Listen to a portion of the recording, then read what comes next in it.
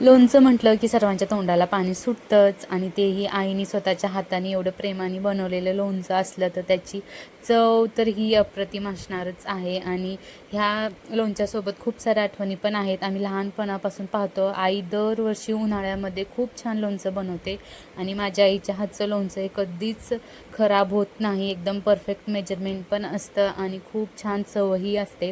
आणि खास करून त्याच्यामध्ये तेल वगैरे अजिबात जास्त नसतं. एकदम पारंपरिक पद्धतीनं साध्या सोप्या पद्धतीनं ती लोणचं बनवते आणि त्याची चव ही खूप भारी असते आणि वर्ष काय 2 वर्षही तिच्या हातचं लोणचं टिकतं. तर त्याच लोणच्याची रेसिपी मी आज तुमच्यासोबत शेअर करणार आहे. आणि हे घरचेच आंबे म्हणजे शेतातल्या झाडाचेच आंबे आहेत.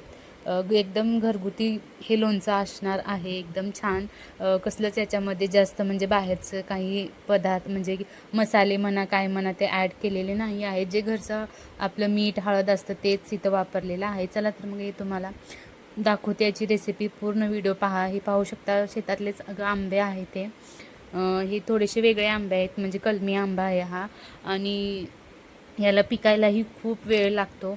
आणि जितके हिरवे हिरवे आंबे होते एकदम म्हणजे जास्त हिरवे लागतात लोणच्यासाठी आंबे, तेच आंबे काढून घेऊन आलेले आहेत. पाहू शकता ज्याचे देठ अजून हिरवं झालेलं नाही तेच आंबे म्हणजे घ्यायचे आहेत, ज्याचं लोणचं खूप छान होतं आणि खूप दिवसही टिकतं. आणि हे लोणचं आपल्याला म्हणजे आंबे फोडण्याच्या अगोदर थोडा वेळ किंवा 1-2 तास म्हणा किंवा 2-3 तासही आपण हे आंबे जे आहेत ते पाण्यात घालून ठेवायचे असतात.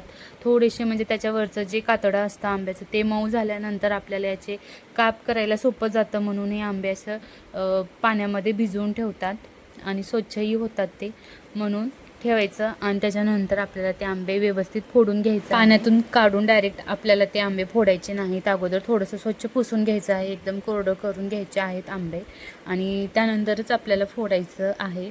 जितके जास्त कच्चे असतील आंबे तितकं लोणचं छान होतं आणि चवीलाही आंबट मस्त असं लोणचं लागतं. आणि पाहू शकता हे इथं करवत आहे छोटीशी, याला विळी पण म्हणतात. आंबे कट करायची लोणच्याचा आंबे खास लोणच्याचे आंबे असतात ते कट करण्यासाठीच हे वापरतात. आणि गावाकडे याची उन्हाळ्यामध्ये खूप मागणी असते. आम्हाला लवकर मिळतच नव्हतं.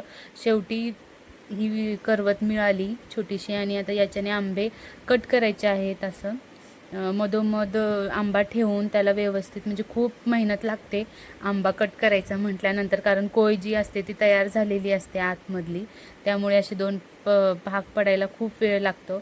आणि असे छान मस्त जितके आंबा हा मोठा आहे छोट्या आंब्याचे थोडेसेच पीस म्हणजे काप होतात, पण याचे भरपूर एका आंब्यामध्ये जवळजवळ 20-25 काप होत होते.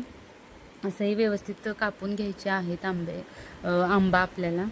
पाहू शकता किती छान आंब्याचे काप होत आहेत. आणि असंच आम्ही लहानपणीही जेव्हा कोणी हे आंबे लोणचं घालायची आई तेव्हा असंच सुरुवातीपासून शेवटपर्यंत सर्व प्रोसिजर पाहायचं आणि खूप छान वाटायचं ही मस्त. आता हे जे फोडी आहेत त्या फोडी आपल्याला स्वच्छ धुवून घ्यायच्या आहेत म्हणजे स्वच्छ करायच्या आहेत अगोदर. याच्यामधलं जे कोळीमध्ये जे बी असतं ते बी आपल्याला काढून घ्यायचं आहे आणि छान जी स्वच्छ फोडी आहेत त्या फोडी आपल्याला निवडून घ्यायच्या आहेत. आता ह्या ज्या स्वच्छ फोडी आहेत त्या परत आपल्याला धुवून काढायच्या आहेत पाण्यातून. आणि त्यानंतर मस्त आपल्याला उन्हामध्ये कडक उन्हामध्ये 1-2 तास वाळवायच्या आहेत. छान म्हणजे एकदम सर्व जे पाणी आहे आपल्या फोडींमधलं ते सर्व पाणी कोरडं व्हायला पाहिजे. त्याच्यानेच लोणचं जास्त दिवस टिकतं. जर असंच ओलं ओलं आपण लोणचं घातलं तर मग ते लोणचं लवकर खराब होतं म्हणून. आणि ह्या फोडी अशा छान आता सुकलेल्या आहेत आणि याचा आता आपल्याला मसाला याच्यामध्ये जो मसाला लागणार आहे तो घालायचा आहे.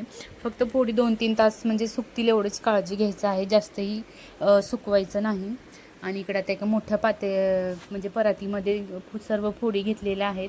त्यामध्ये हळद आणि मीठ घातलेलं आहे. आता हे जवळजवळ आमचं म्हणजे 1 डझन आंब्याचे कैऱ्या होत्या त्याचं हे लोणचं आहे. आणि त्याचं प्रमाण हे जसं म्हणजे आईच्या हिशोबाने तिनं टाकलेलं आहे. थोडं थोडं जितकं म्हणजे आपल्याला लागेल तितकं. जास्त आमच्या इथे खारट मीठ जास्त टाकत नाहीत, त्यामुळं हळद जितकं आपल्या म्हणजे ज्या फोडी आहेत त्या सर्व एकदम पिवळ्या पडल्या पाहिजे तेवढी हळद त्याच्यामध्ये घातलेली आहे. आणि त्यानंतर याच्यामध्ये बाकीचा कुठलाच मसाला टाकलेला नाही. आणि असंच लोणचं आम्हाला लहानपणापासून आवडतं. आता त्याच्यानंतर याच्यावरती तिथे एक रात्रभर ठेवून दिलं होतं. दुसऱ्या दिवशी इथं जो खडा मीठ आहे ते खडा मीठ, त्यानंतर थोडंसं याच्यामध्ये लाल तिखटही टाकलेलं आहे. अगदी चवी म्हणजे थोडंसं तिखट आपल्याला चव यावी ते म्हणून 1-2 चमचे. आणि त्याच्यानंतर जो लोणच्याचा मसाला असतो तोही 2-3 चमचे टाकलेले आहेत. आणि त्याच्यानंतर मोहरीचं जे पीठ असतं म्हणजे आपली मोहरी आहे त्याचं पीठ, आणि त्यानंतर लसणाच्या 20-25 पाकळ्या आवर्जून टाकायच्या आहेत. त्याशिवाय आंब्याचं लोणचं हे अपूर्णच असतं. आणि त्याच्यानंतर थोड्याशा मेथी, 1-2 चमचे मेथी आपल्याला याच्यामध्ये घालायचं आहे. आणि इकडं मस्त असं गावरान पद्धतीचं लोणचं तयार झालेलं आहे, अगदी साध्या सोप्या पद्धतीने. पाहू शकता इथं मस्त कलर तर किती सुंदर आलेला आहे. बघूनच ते लोणचं असं पटकन खावंसं वाटतं. इतकं छान हे लोणचं इकडे झालेलं आहे. आता याला काचेच्या भरणीमध्ये भरून ठेवायचं आहे. काचेच्या भरणीमध्ये थोडं तळाला मीठही टाकलेलं होतं आईने, कारण की ते छान अजून मुरतं म्हणून. आणि मग ती भरणी भरून ठेवून द्यायचं. इतकी साधी सिंपल रेसिपी होती. तुम्हाला कशी वाटली नक्की कमेंट्स करून सांगा. चला तर मग भेटूया पुढच्या व्हिडिओमध्ये. तोपर्यंत बाय.